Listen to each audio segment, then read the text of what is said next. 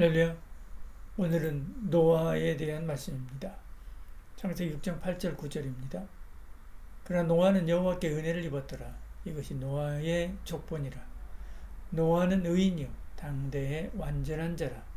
그는 하나님과 동행하였으며. 아멘. 노아는 라멕의 아들이자 셈, 함, 야벳의 아버지입니다. 이름 노아는 위로함 또는 위로자 이런 의미입니다. 그는 창세기 5장에 나오는 홍수 전에 있었던 족장들 10명 중에 마지막 인물이지요. 하나님이 세상 사람의 부패함을 보고 멸명시키기를 결정했을 때 노아의 의로움을 인정하고 그와 그의 가족을 살려둡니다. 대신 하나님의 감독하에 방주를 짓게 하시지요. 그래서 그와 가족이 동물과 함께 지구 전체를 덮어서 모든 인간과 생물의 생명체를 파괴한 홍수를 피하도록 허락된 것이지요.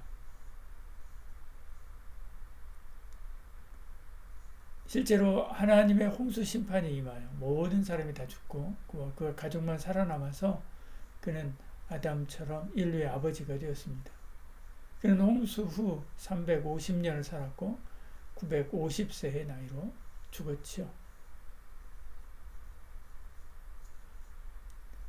그가 이런 특혜를 누릴 수 있었던 것은 의로운 사람이었기 때문에 그렇지요. 7장 1절에는 이렇게 이야기합니다. 여호와께서 노아에게 이르시되 너와 내 온 집은 방주로 들어가라. 이 세대에서 내가 내 앞에 의로움을 내가 보았음이라 말씀하죠. 성경은 그를 의롭다, 흠이 없다 이렇게 말씀합니다. 오늘 우리 시대도 노아 시대만큼 타락했지요. 전통적 규범이나 윤리가 해체되고 있습니다. 대중매체와 소셜미디어에서 드러나는 폭력적이거나 선정적인 콘텐츠 이런 것들의 과도한 노출로 일부 연예인이나 또 인플루언서들이 보여주는 무분별한 소비와 자기중심적인 삶의 방식 이런 것들이 사람들의 타락을 부추기지요. 정치, 경제, 사회 전반에서 권력을 가진 이들이 사익을 위해서 부패 행위를 저지르거나 공공의 이익보다 개인 또는 특성 어떤 집단의 이익을 우선시하기도 합니다. 부의집중과 경제적 불평등도 심화되어서 사회적 갈등과 불신을 증폭시키지요. 가짜뉴스, 음모론, 허위정보 이런 것들은 상호 간의 신뢰를 붕괴시키고 폭력사태나 사회적 혼란을 야기합니다. 극단적 사상이나 편향된 이념이 확산되기도 하지요. 노아 시대의 인류가 하나님의 뜻보다 자기들의 욕망과 판단을 우선시한 것처럼 현대 사회도 정보의 왜곡 그리고 무분별한 그런 확산이 도덕적인 기준과 사회적인 진실성을 흔들고 있습니다. 산업화 그리고 기술 발전에 따른 무분별한 자원 소비, 환경 오염 이런 것들은 오늘날 전 세계가 당면한 중요한 문제이기도 하지요. 기후변화, 생태계 파괴, 대기, 수질 오염 이런 것들은 인류가 자연과의 균형을 잃어버렸음을 의미합니다. 노아 시대의 홍수 역시 인간의 죄악과 타락으로 인한 자연의 심판이지요.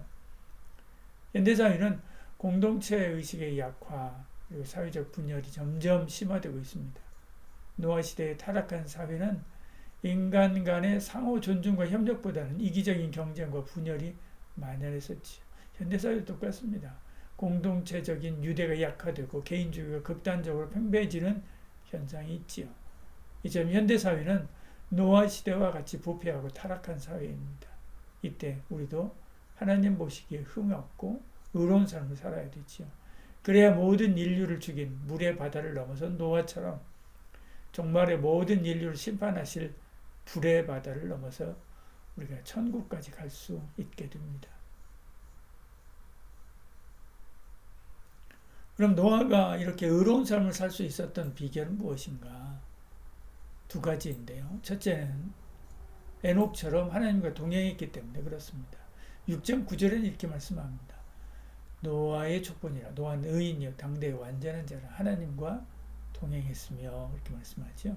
둘째는 하나님의 은혜지요. 그가 하나님과 동행할 믿음을 주신 분이 하나님이기 때문에 그렇습니다. 8절에 보면 노아는 여호와께 은혜를 입었더라 이렇게 말씀합니다. 오늘 우리도 그렇죠. 단순한 믿음을 넘어서 매일 하나님과 친밀한 관계를 유지하고 하나님 말씀을 따라 동행해야 됩니다. 새벽 기도와 말씀 묵상을 통해서 하루 온종일 하나님과 동행해야 되죠. 그래도 흔들리는 것이 연약한 우리 인생입니다.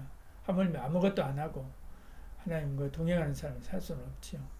우리 각자가 개인의 삶 속에서 하나님의 뜻에 순종하며 도덕적인 기준을 세워갈 때 사회 전체가 건강한 공동체로 발전할 수 있는 기반이 마련됩니다. 이런 우리의 구원과 회복은 전적으로 하나님의 은혜에 의존합니다. 우리가 아무리 어려운 삶을 살려고 해도요.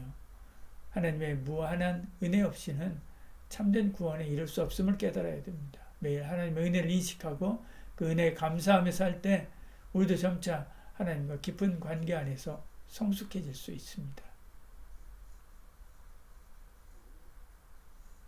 노아는 이런 믿음으로 미래를 준비하는 삶을 살았습니다.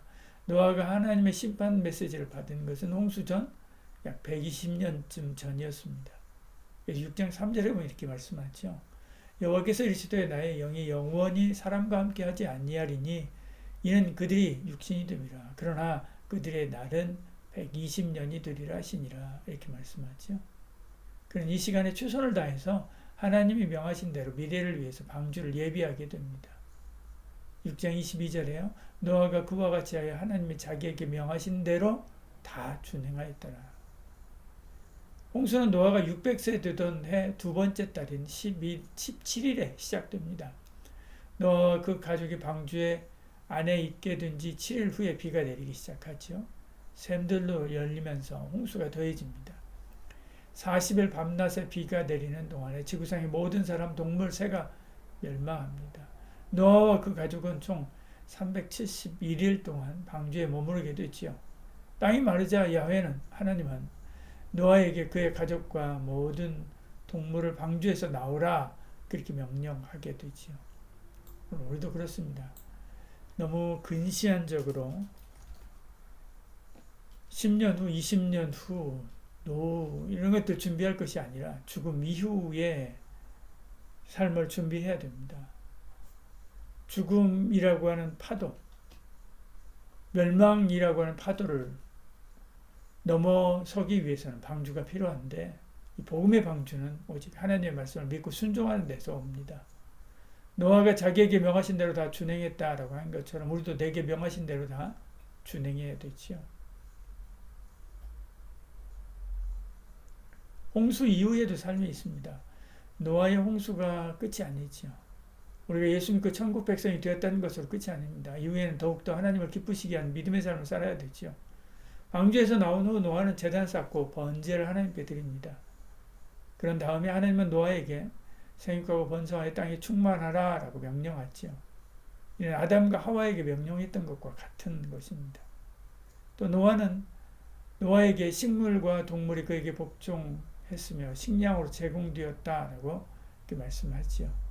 창세기 1장 29절에서 30절에서 아담과 하와에게 한 말을 되풀이하신 것입니다. 창세기 9장에서 하나님은 노아와 언약을 맺고요.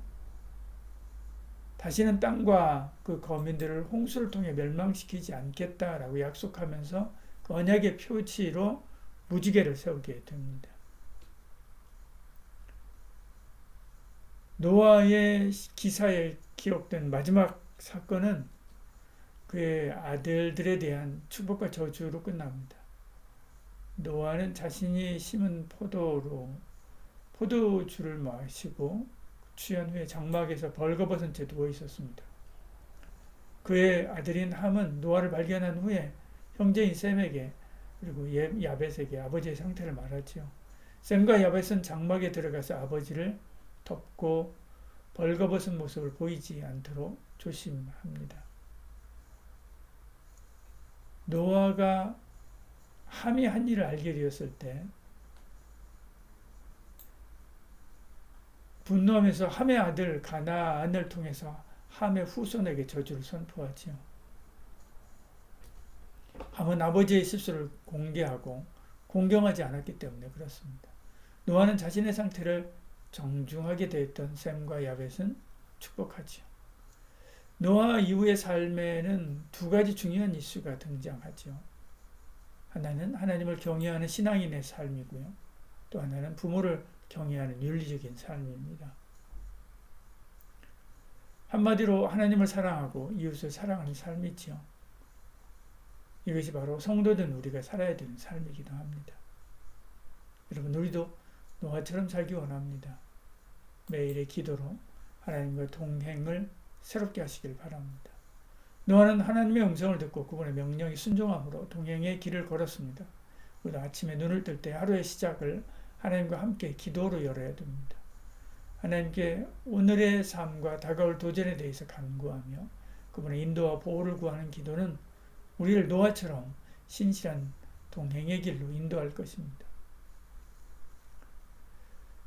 말씀 묵상과 성경 공부로 내면의 의로움을 다져야 됩니다. 노아가 의로웠던 이유는 하나님과 깊은 교제에서 비롯되었지요.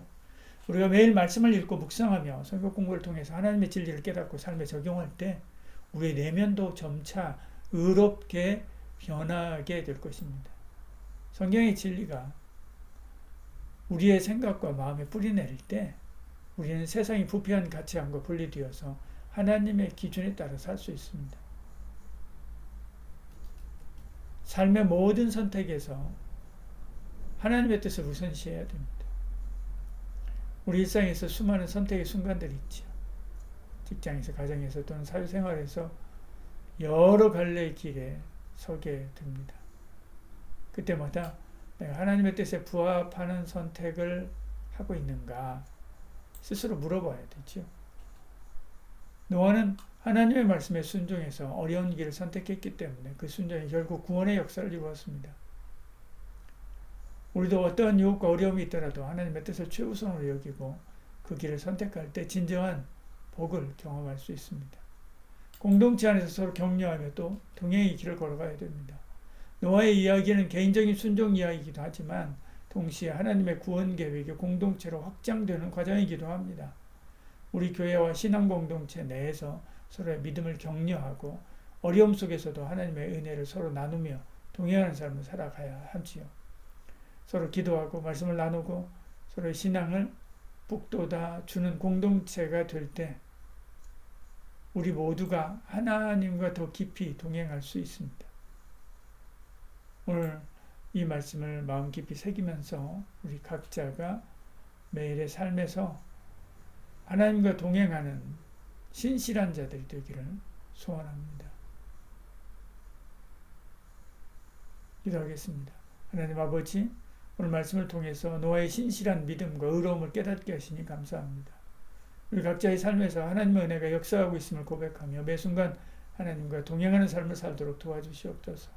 세상의 유혹과 어려움 속에서도 주의 음성에 귀 기울이면서 말씀대로 순종하게 하여 주시옵소서. 우리의 연약함에서도 주의 능력과 사랑이 충만하게 임하여 우리 매일의 삶이 주님의 영광을 나타내는 도구가 되게 하여 주시옵소서. 예수님